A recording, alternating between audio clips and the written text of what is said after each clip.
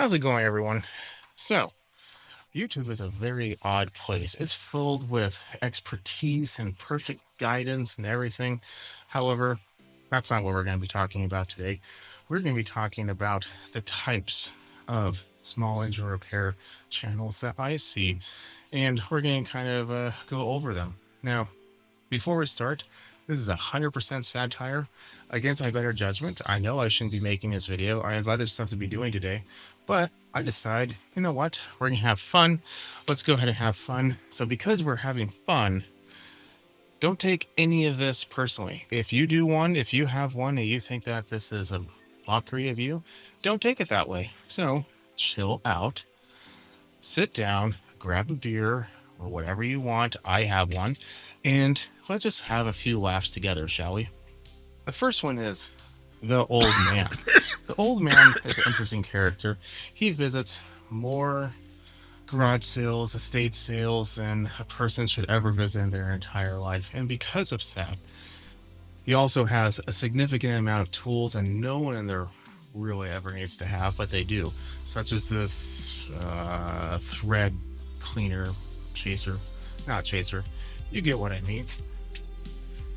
His garage is jam-packed with the tools that he probably has never used, but the average age is about 90 years old for every single tool there. In addition to that, nothing is thrown away. If a screwdriver gets broken, guess what? That becomes like a club or something like that. The old man also takes a look at something like this and will go through painstaking just effort to put it back out there. In reality, probably smokes like a freight train, and he'll say stuff like, they don't make it like they used to. Back in my day, new stuff is crash or trash, so we need to get this up and running, everything like that. They will go through, like I said, extreme lengths to make sure that stuff like this that was built back when stuff was built good is actually running again, not realizing that it's still a piece of crap too. But that is the old man. Next one is called the perfectionist. The perfectionist shop or garage literally looks like it is taken directly from a magazine. Not a single thing is out of place. Everything is bleached to perfection. There is enough spray paint in their garage because they will be using that paint, because there's a small little blemish here and there. The perfectionist also would look at this very decent wheel on a very good machine and look at the tread and be like, you know what? We're gonna have to replace that. There's only about 10 years worth of tread left on this wheel. Or place an order for that one. If your wife is like mine, she'll send you Instagram recipes for something that probably sounds completely delicious, and they are very much into Instagram as well, but the similarities don't stop with just taking pictures. But then recipes, if you look at those recipes, there is literally 30 ingredients for like a burrito, and you're just like, I'm not going to do that. That is their shopping list for something like this. Their shopping list is just as long as a burrito's recipe list. Their stock portfolio includes stuff like businesses that create gloves, because they are going through gloves like no one's business. Like if they touch one little thing, rip that glove right off, because they're the perfectionists. They can't get their hands dirty at all or anything else. We don't want to do that. In addition to that, the most used tool in their garage isn't their table, isn't their screwdriver, their hammer, their impact drill. It is the torque wrench. And not just any torque wrench. We're talking about the expensive ones, where the one where it's like beep beep beep beep beep beep beep beep beep beep. Kind of sounds like it's on life support, but in reality, they're just torquing it down to every spec. We're not talking like rebuilding an engine. You know, we are literally thinking about like the spec for these nuts for the muffler, the recoil. If it has a spec, they are on it. Next is the dealer. The dealer is the person that every single video you have, usually it goes between one of two options. One, you know, I'm an X-Mark dealer, and working on this here Honda, it's a piece of, and I don't understand why people would even do this. I'm wasting my time on this. They should be buying an X-Mark or steel or whatever they're to deal with. And you'll never hear them say that they're a dealer. But then you look at this.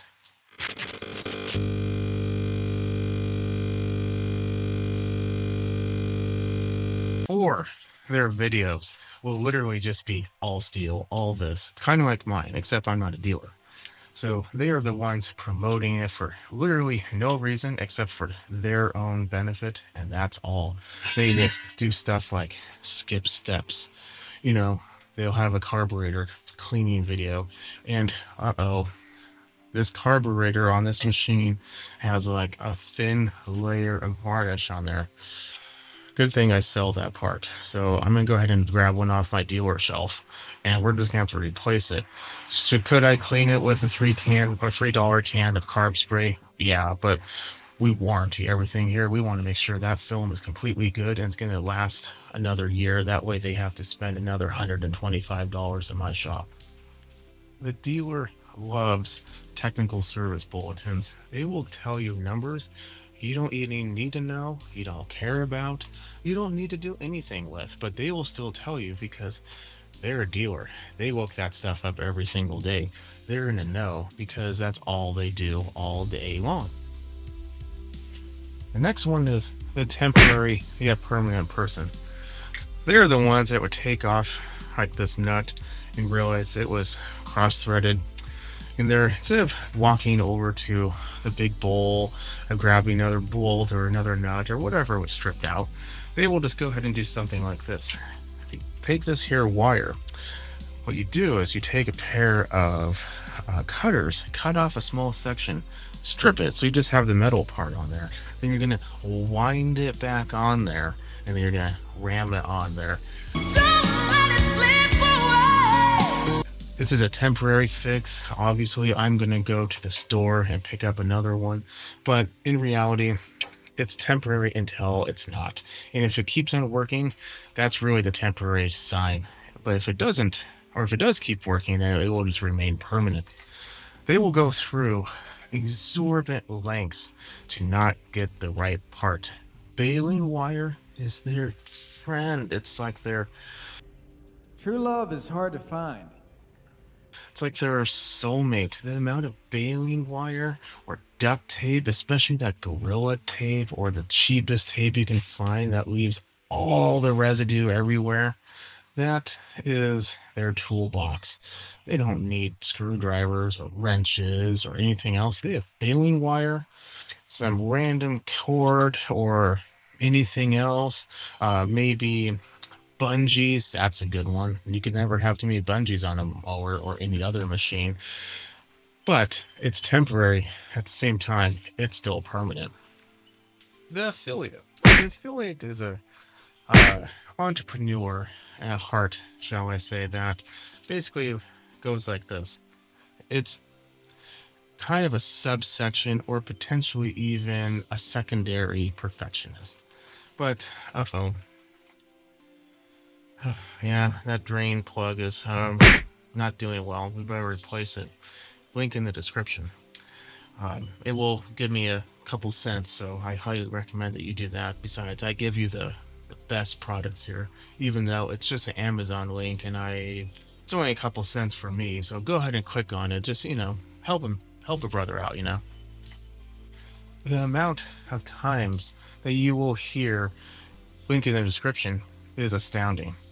So, link in the description. After you click on my link in the description for that, the only way to get it properly clean is these towels, which are not being purchased by anyone else but me. Link in the description. Link in the description. See this wheel? Link in the description. You like this screwdriver? It's Craftsman. Link in the description. Link in the description. Link in the description. Link in the description. Link in the description. Next one is the businessman or businesswoman or business person, business dog, any type of business. They're kind of like the dealer, except they have a legit business. They have a whole building devoted to them. They don't work on leaf blowers that are made by Poulan or chainsaws made by them. They will tell you all kinds of excuses like, you know what? I could spend 30 minutes to replace whatever it is I need to replace on this. But in reality, the amount of labor I'm going to have to charge for that at $150 an hour, well, we're just going to have to put a brand new engine on there. Yeah, so I'll go ahead and chuck this piece of crap in the garbage. We're going to go ahead and go to Harbor Freight, get ourselves a $150 engine on here, put it on there, spend probably the exact same amount of labor, if not more, because I did have to drive over there and get it. But the customer will have a brand new engine. In addition to that, they will be working on a carburetor. Of course, that's on the other side. Imagine this is a carburetor. And they'll have like a cup or a special tool or a little special drain or a pour or a spout. And guess what? They make it. You can go ahead and buy it on my website. Go ahead and go to blah blah blah blah blah blah blah.com and support. Thank you. Their closet is roughly 12 feet long, deep. We're talking walk-in, multiple levels of clothing, and every single shirt on there is either going to be something with their logo on it, something with their face on it, or maybe a hula shirt. That's it. Nothing else. Their entire wardrobe. They may not even wear pants if they don't sell pants. And if they don't sell pants, they're going to start selling pants because they want to start wearing pants. You'll never see them not wear their own merchandise in a video. Next one is the tool man or tool woman, tool person.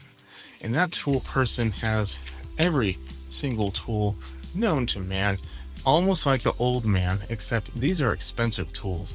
We're talking a tool that you should be owning. If you have a house, you cannot respectably say that you have a good working house without this tool that costs $1,500. Not this one. This is that's crap. But every other tool I tell you to get, you need to buy it. You need to use it once, put it in your garage, and never use it again. The restorer. The restorer is an interesting breed. Usually, they wear sandals, and they will be doing the perfect squat to find some random engine. Let's say this here old Honda, except it looks a lot more like this. And then through the magic of tearing it apart, taking all the little bolts off, taking it over there, getting all the spray paint, getting all the sandpaper, sandblasting it, doing all that, all while working completely outside, probably in a concrete floor, using chemicals that you will not believe. This thing literally turns from this to this. And it will just be amazing. It will run like it was made yesterday, because it was. This wasn't even the same machine, and yet somehow we are supposed to believe that it is. Through the power of trying to scam you, we have converted this piece of crap into this jewel. And then finally, I can't leave myself out of this, so this is how I describe myself. The one-man show.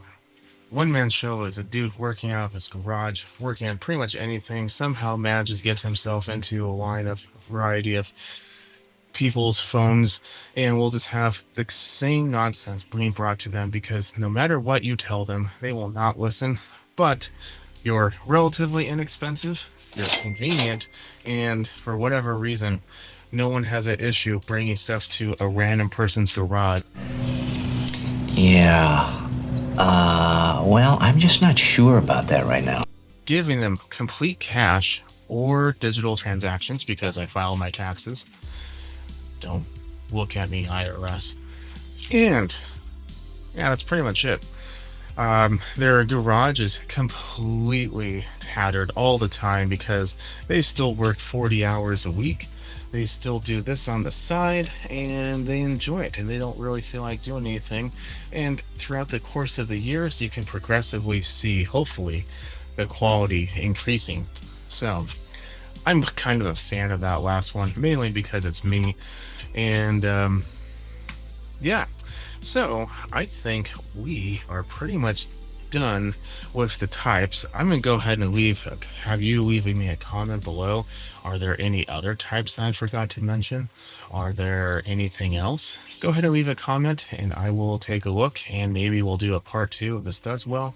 I doubt it because we didn't really do anything that maybe upset a few let's say delicate minded individuals, but that's okay. I'm gonna go ahead and leave it at that. Follow me on Instagram at smallengine101.